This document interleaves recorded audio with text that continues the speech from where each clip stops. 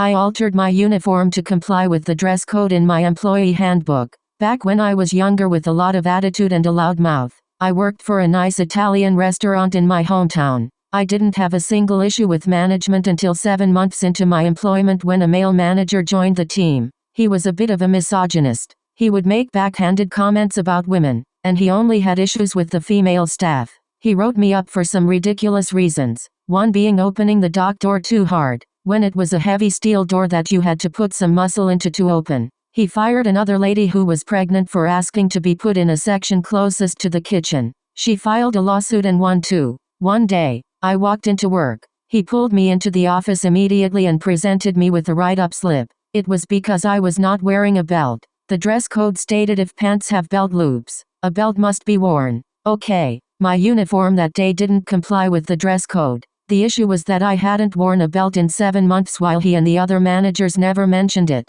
In my opinion, the appropriate thing to say would have been, "Hey, I see you haven't been wearing a belt and we haven't been enforcing it. Dress code says you must wear a belt if you have belt loops. I'll give you X amount of days to purchase one before I start enforcing." I just got a straight write-up, so I went home and cut off all the belt loops off all of my work pants. The next day, immediately upon walking in, he asked where my belt was. I pointed to my pants and said, "Where are my belt loops?" The employee handbook stated if there are belt loops, but I no longer had belt loops. Let's just say it didn't make him like me anymore, but I felt like a hero standing up to him in such a petty manner.